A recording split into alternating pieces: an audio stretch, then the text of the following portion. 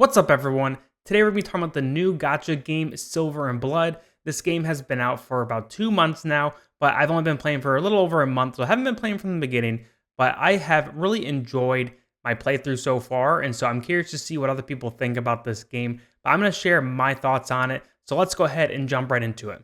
Silver and Blood is a normal gacha game where you are basically put in a vampire-esque world, and most of the characters are vampire themed. That's kind of the whole kind of concept of the game, hence the name Silver and Blood. And overall, it's pretty fun to play. I would say there are definitely things that I think could be done to make it better, but overall, I think they are on a good track and a good start. The numbers themselves have been pretty solid as far as how much they've made in the first few months. Now, the combat in this game is a little different than most games. You have your 5 heroes, and you can pretty much place them anywhere on these tiles. Now, some battles and different modes, you are put in the middle, and you might have heroes coming from the left and the right, or you might have to defend from multiple directions. It just kind of depends on the level and what type of mode you are playing. But for this one, for example, we have my basically my heroes over here on the right, and then theirs on the left. And then you have your different types of heroes. I have my tanky guys, or I guess my gals in this situation. Up front, I have my support in the middle, who's also kind of giving a buff to whoever I put in front of her. And then I got my 1 DPS here, and then a support character who's kind of more of like a buffer rather than the healer in the back. Now, the formation doesn't have to exactly be like this. Some people run 1 tank with 2 DPSs in the back and a few other variations, but that's kind of how the combat works. Now let's go ahead and just play this at 1 speed. I'm 11,000 power below what I'm supposed to be for this, so let's see if I can actually clear this. But you can see it just kind of starts, your people go, and then they fight. Now on the bottom right, you can see here, this is your characters, and they're basically alt timers are kind of the little gray part that's spinning until their whole frame is totally visible. And then you have these moon phases here on the left. There's the full, the middle, and then the like partial or crescent moon phase. I don't even remember what it's called, but they have specific names. And once all 3 have been used, you can see that they will go into like a blood moon phase, which is what's going on now for about 10 seconds. And then it'll restart the whole process where you have to use 1 ultimate for each phase. And each character is either assigned crescent, middle, or the full moon phase. So overall, I think the combat is fine. I enjoy just kind of being able to move heroes around, have some strategy with placement, but it isn't like super strategic. There are some heroes who at the start of the battle will kind of dash towards the back, and so there is some, kind of assassination type heroes. There's a few that will pull heroes to you. So there is like some strategy as far as like which heroes you use, the placement of them, and so on. And so there is a cool balance of, just basically power level and being really strong and having strong heroes versus how you place them. Now, if you are extremely underleveled and you just have perfect placement, that doesn't mean you're going to be able to, necessarily pass different phases. Ooh, yeah, I don't know about this one. For example, this one I'm almost 20,000 BP below. Probably not going to be able to beat this one. But let's see, you never know. And then there are different bosses like this where it's just a single target character. You can obviously change it to ×2 speed. And then this is in the top right, the A button one. This is your like automatic alt thing. And you can also set it to prioritize certain heroes' alts. I have it set to prioritize my 1 DPS in the back because she's the one that is doing the big damage. And the other ones aren't quite as valuable as hers. But let's see, I'm surviving, which is good, and I'm doing some damage, so I might actually win this one, even though I am very underleveled. Oh, maybe not. He has like this alt phase. And this literally, if you've played Pax of Exile 2, this feels like it's basically pulled from the first act's final boss. There has to be where they got this idea from because this looks just like it. Obviously a different game, different style of game, but you can see I'm just getting overwhelmed by all these wolves, and I do not think I will be able to beat this boss. Yep, there I go, I'm dead. Now, as far as the art style of the game, I think the art style is really cool. It's not typical kind of anime-ish style. It's kind of like a darker, kind of pastel-y. I don't know what you would actually call it, but it's cool. There are definitely some risque skins in the game and just default appearances. So if that's not really your thing, definitely might not be the game for you. But it's not the worst I've seen, which I guess is a good thing. But if you're looking for full-blown goonery, this game is not going to be, on the level of Nikke, but there is definitely some fan service thrown throughout the game. Now, speaking of fan service, this is the clear screen for one of my characters. That's just giving you a little example. But let's go ahead and actually look at some of the characters just to give you an idea of what they are looking up. Let's go to gallery. So this is the character you just saw. She is like one of the best heroes in the game. Obviously, there is a lot going on here. Let's move on. Yep, some more fan service there. I'm trying to find one that's not super fan servicey.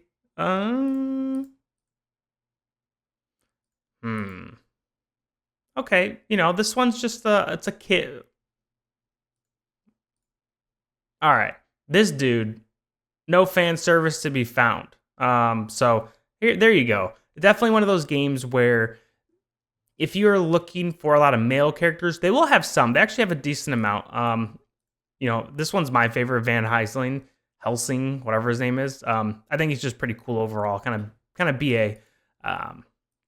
But there's definitely not the same ratio as males to females, which is pretty much to be expected. This guy's kind of shredded. Cool stuff there. Look at the nun. The nun has no fan service. There you go. Okay, maybe not. So maybe I was wrong about the level of fan service. Maybe it's a little higher than I thought. But that's the art style of the game. You can see just by looking at here, it's kind of a unique art style. I think it's pretty cool. Like I said, though, here's one of my favorite characters, Bella, and she's very tame. Look at that. Just has some little baby puppets, but nothing too crazy there. But that's one thing I think is pretty cool about the game. It definitely is more unique, separates itself out. Now, one thing that I want to touch on is the summons. So summons are pretty standard, I would say. If we go ahead and look at the normal summon pool and look at the details, there's a 4% drop rate for an SSR hero. Those are going to be like basically your best heroes in the game. And then the rest are going to be the SR heroes.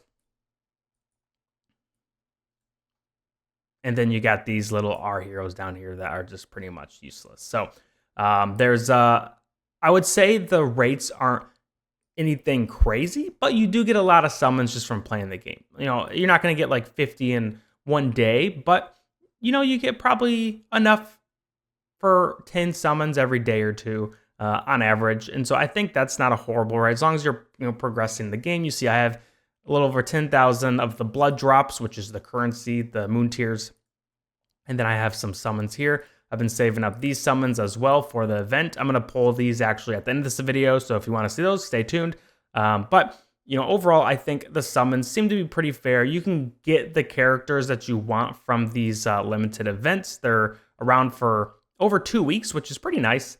But I would say there is a lot of value in getting them kind of higher leveled. When you get copies, you can pretty much increase their level here. Their Spirit Siphon, it'll increase their max level. And then you add little like red gems to here and here. So you do need a lot of copies of a hero to kind of get it completely maxed out. But your breakthroughs are going to basically be giving you stat buffs, which are not insignificant, but you can still use heroes without maxing them out, which is nice. You can get 1 or 2 copies and find plenty of value from them.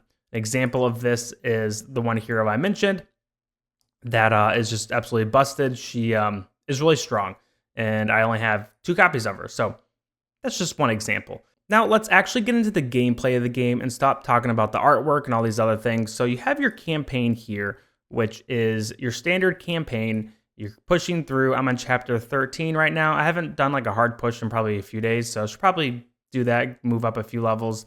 But as you clear, you can see that there's the play buttons. You can rewatch different campaign videos. I haven't honestly watched much of the actual campaign content. You also have these EX levels, which are more about positioning of your heroes and having your heroes upgraded than levels, because your level will be the same. It's kind of capped out. And so it's more about positioning, which I think is a good thing. It kind of teaches you different ways to position heroes and how different heroes interact with others. You also have the hard mode, which is exactly what it sounds like. You replay a lot of the content, but on a harder difficulty. You can see here I'm 5,000 below the BP, or battle power, or whatever it is. And so it kind of gives you another way to kind of play through the game and enjoy it. Overall, I think the campaign is a good kind of, it keeps you humbled. You know, you push and then you hit a point where you're pretty stuck and you need to definitely level up. And I think that's okay. I think the campaign overall is a good addition to the game. The next bit of content can be found in the Lost Courtyard. This is where a lot of your kind of daily stuff happens. You have the Infinite Abyss, which is basically your towers. You have like your main tower that you push with all your heroes. And then you have your kind of faction-specific towers where you can only use heroes from those specific factions, or whatever you want to call them. And so overall, I think these are fine. It's pretty standard in these games. You also have your arena, which has the Crucible, which is your kind of team where you have 3 teams. And then based on how far you rank, you get your passive rewards that you have to collect. And then unlike that, you have your regular arena, which is just 1 team, and then you get rewards for your placement and then winning battles. So overall, pretty standard. I don't think there's anything that sets these areas apart. You know, if I could make one change, I would make it so the Blood Arena has quick battle options. It's just a little annoying having to watch through 4 battles a day, but that's just my opinion. And then next you have Time Worm Mausoleum. This is an interesting, let's go ahead and just like take a look at it. This is an interesting game mode where you place your heroes and then they basically have to face a bunch of waves of enemies that come in. And as you have enemies that are defeated, you get your score up here and you will unlock different kind of buffs that you can apply. And they are used through this system where you can pick 2 of these things. So I'm going to pick this, which is for that hero specifically, for Bella, and then I can expand it for future item placements.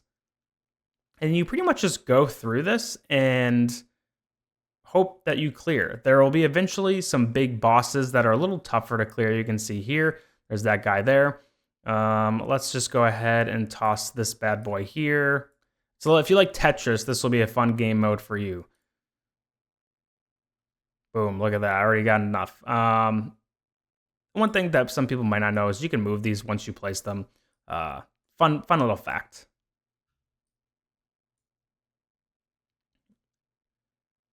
So I beat that guy. When you beat like the higher level dudes, you automatically get a treasure. So that's why I'm getting so many right now. But this is the Mausoleum.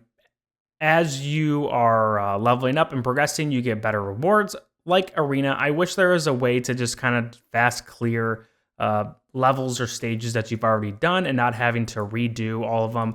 I just think it's a little tedious and not really necessary when you already have cleared the same thing multiple times. It just doesn't really make sense to me. Now, the last 2 things that I want to look at are the Tomb of the Fallen. This is pretty much where you can get armor. So basically, as you progress in the campaign, you unlock different bosses that have different or better armor that you can basically farm 3 times a day, or you have 3 battles. Once you clear once, you can do quick battles, which I do love. Give me those quick battles. I don't want to do things repeatedly. And then Dutchman's Revenge is an interesting thing in this area because it's not like a daily thing, but pretty much you can get artifacts which you can equip to your heroes. And as you progress in the campaign and in the game, you can do different missions where you're doing these little like puzzle things where you have to, let's take a look, see if we can do it. Yeah, here we go. So you have to basically like do these puzzle things where you have to get the key or defeat this guy here with the key and then use the key to unlock this chest. And then you have like amount of movements that you can do, different abilities. So for example, I can lay this down, select him, confirm, and then go here. I'll end my turn. And then because I basically used a taunt thing that made him move forward, he's going to stand on this, which lets me go into here. And now I have to do different things to basically get through here. And I have a certain amount of alert levels. And once I hit a certain point, I lose.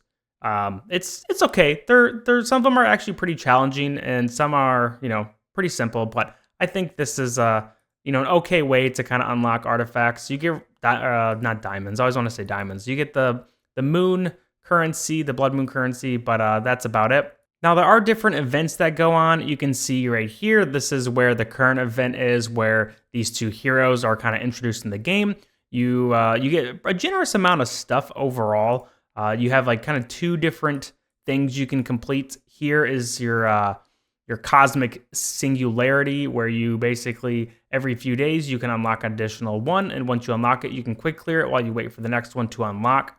And then you have 1,000 roads, which is basically little mini campaign things, kind of lore specific things, and you can do 5 a day, unless you spend your blood moon tiers to unlock more keys or more kind of currency or whatever it is. And then you can redo these as well to basically get bonus materials from this. And then ultimately, as you finish task, you unlock more of these materials that you can use to buy things from the shop. There were 20 normal summon scrolls and then 20 of these other like kind of special scrolls. So that's pretty generous. And haven't bought any of these extra lamps yet. And I've almost got all these scrolls unlocked, and there's still 2 weeks left in the event. So you can definitely get a lot of different materials just by playing this event. And that's how most of their events have been so far. The 20 scrolls amount is a newer addition, but it is a nice thing. They're very generous with some of their supplies. And you can also see there's this bad boy, which is kind of just like a challenge that happens every so often. And you can get different rewards depending on your clear. So you can see here, I've gotten the max clear for all of these already. And then the last one, hopefully I can get the max clear for that too. So let's go ahead and jump into the actual kind of character development in this game. What does that look like? Let's take a look at my hero, Bella. Bella is a tank or defender hero. She is a new phase moon. So you'll find that there are 3 phases that a hero can have: the new moon, the full moon, and then let's see if I have here we go. And then there is the crescent moon. Each of these is used to activate the moon phase or the blood moon phase. And once you have one of each of these activate in battle, you are pretty much get like a little like power spike ability where everyone gets kind of buffed and they do all this stuff and a bunch of do damage and whatnot. The screen gets a little red, you'll notice, and that is why. But let's go ahead and look back at here. You can see here's your level. You can level up, and every 20 levels, you have to use your divine blood drops to kind of get past that hump to get to the next phase. You also cannot do it. So for example, I can't go to 141 until I have 5 vassals that are all at 140. And they have a similar system in place, like a lot of gacha games and a lot of games like this, where you have like your 5 highest level heroes, and then you can add heroes to increase their levels or match the lowest of your 5 as well. Pretty standard, nothing too crazy about this. You can also unlock more kind of slots, but I just haven't really come anywhere close to that. And I don't really use any other heroes besides the ones on there. So another thing you can look at is the gear. You have your quick equip, which I recommend just doing. And then you have your different kind of tiers of gear. I have tier 7 and tier 6 on here currently. These are only upgraded because there's a quest to do it. I really try not to spend too much of my currency upgrading, because currency is something that is pretty rare. And we'll go over the currency in a second. You also have your skills. You have like your ultimate one here, which you can level up with different materials than the materials that you upgrade these 2 basic skills. And then I think this is more of like, it's like a talent, which I believe is more of like a passive. Let's take a look at this one. Yeah, it's kind of just like a passive. You cannot upgrade your passive or your talents, which is nice. You don't have to kind of invest so much because these materials are rare, especially these things. You can't upgrade a skill unless you have enough of these crystal balls. And the crystal balls are specific to the type or class that they are. So there's defender ones, there's marksman ones, etc. So those are a currency that I've found is pretty hard to come by, especially as you need an increased amount of those to level a hero up.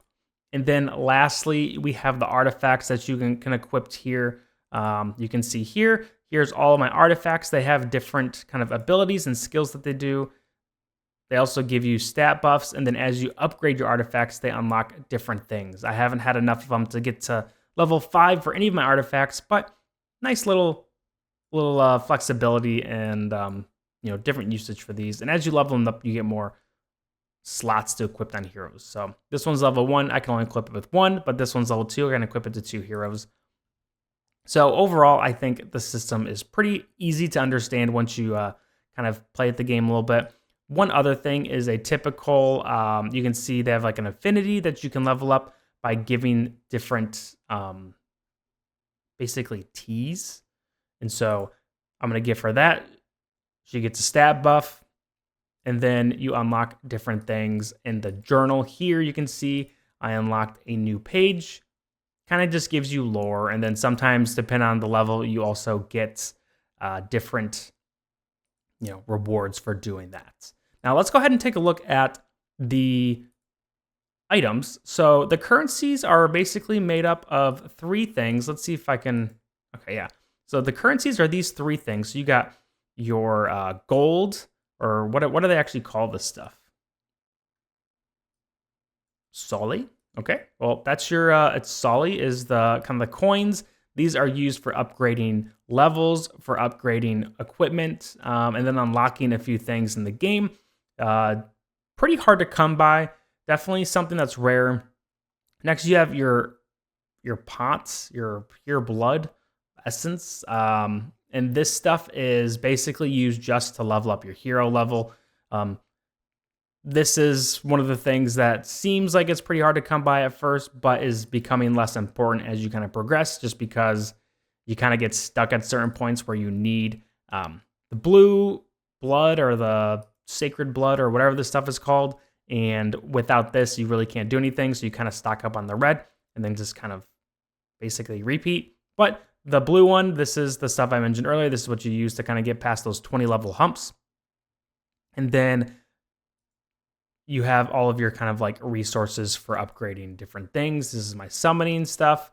This is the stuff for upgrading skills right here. Here's the things for the artifacts and so on and so forth. These currencies down here, these 2 right here, are used for upgrading equipment. This is your arena stuff that you win. You can use at the shop. Now, speaking of the shop, let's go ahead and take a look at that. You get your daily free one and then some free stuff here that you can buy with your moon drops. I don't normally buy those. I don't know if that's bad or not, but I just don't. And then you can buy stuff with coins, which I just don't because I never have enough. And then here is your kind of summon shop. You can use your basically leftovers from summoning to buy more of these bad boys. And then you can buy these other things too, which I'll explain what these are in a second. Here's the arena shop. Oh no, this is like a summon shop. You get this when you summon. You get one of these per summon, and then you can use these to buy basically copies of heroes that you can use to upgrade them, which is very nice. Nice to have an option to buy those. Here's the arena shop. You can buy these, which are, like I said, pretty rare, pretty hard to find outside of this. Some equipment, which I just don't bother with. And then Pavana. I'm sure this will change like every season, but the hero that you buy here will probably change, is my guess. And then you got these. This is the clan shop. This is what you use your clan currency for. These are basically the things that you use to upgrade your artifacts. So I haven't bought these yet because I'm still waiting to see which one I want to upgrade. Now, the last big thing I want to touch on, there's the clan. The clan is pretty typical. You sign in, you have clan hunt when it's available. And then you have this, which is basically you complete these 3 tasks every day, and then you use this currency stuff you get to add to the chalice. And then once you get the chalice maxed out, I believe you get a copy of her. I don't know if she's good or not. I haven't gotten her yet. I'm only at 37%. So kind of a slow process overall. But honestly, if I'm being honest, I think I enjoy that the clan is just nothing too crazy. You just basically click here, you sign in, you get free rewards, and then you do the task, and then that's pretty much it. So nice and simple. Obviously, there's probably more try-hard clans, but I like that. It's just kind of easy. Now, the last thing, as I was talking, is the castle, and this is where a lot of your stuff can be found. So you have the Moonlight Tribute. This is just your passive stuff that you get passively. You get more things per minute as you progress in the campaign. And you can also do an extra sermon, which just gives you more materials. Expedition, this is kind of a standard thing that most games have. You can send your basically heroes to go collect different resources, and you can claim them. Takes time. Free resources, don't really care. The Hall of Honor, you basically level up as you get these, and you get these in a lot of different parts of the game just by completing things. And pretty much these are upgrades to quality of life. So let's see what the next one is. So this one increases affinity gained by vassals invited to the council chamber. This gets me an extra 1 free daily reset for the shop. Number of destinations is increased to 7 on expedition. I get another free challenge of the gauntlet, increases to 5 instead of 3. So some other ones on here that I've already unlocked. Quick dispatch for expedition. That's obviously really nice. Now I'm going to click on every single one. So you just kind of slowly upgrade that. Now the council chamber that I mentioned, this is where you will be upgrading, or not upgrading, you basically are given a problem that I never read because I really don't care that much. And you can assign your heroes before this. So basically you want to assign your heroes that you are wanting to increase their affinity. So I have basically the 5 heroes that I use the most. And then you're given a problem, and based on how you answer, certain heroes will get certain amount of affinity. So I'm just going to say postpone decision, plus 90, plus 90, plus 90, plus 90. All of them dislike that except him. But even if they dislike it, you still get affinity, which is why I just honestly just don't care. But this is okay. It's nothing crazy. Free affinity, I guess. But next, let's look at the observatory. This is where you can use your coins to unlock different things. You can see here. I think I'm on the farthest one. Yeah, I'm almost bought all of it. But once you get pretty far in the game, because the coins are so hard to come by, it becomes expensive. 600,000 is not a little bit, but you basically get different kind of buffs or passive things, which are really nice to have. This is a, you basically can, you unlock all these as you play, and you can basically learn different lore things about your heroes, and about the world. This is like a weird thing. I don't fully understand it, but basically your heroes will pop up here, and then you can kind of learn more about them and do lore stuff, and I just skip it, honestly. There's a fast skip option. I just skip it, so I don't really care that much. Transfusion is the thing I mentioned earlier. That's just that.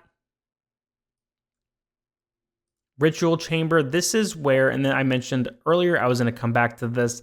This is where you can use these resources here to upgrade your different kind of levels. So you have your main one, which just applies to everyone. You have this one, which upgrades stats for heroes that use light equipment, medium, and then heavy.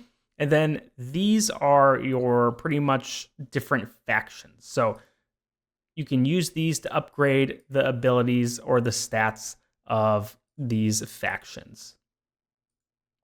So pretty cool. You know, it's a nice little passive thing. You get a few levels every day, nothing too wild.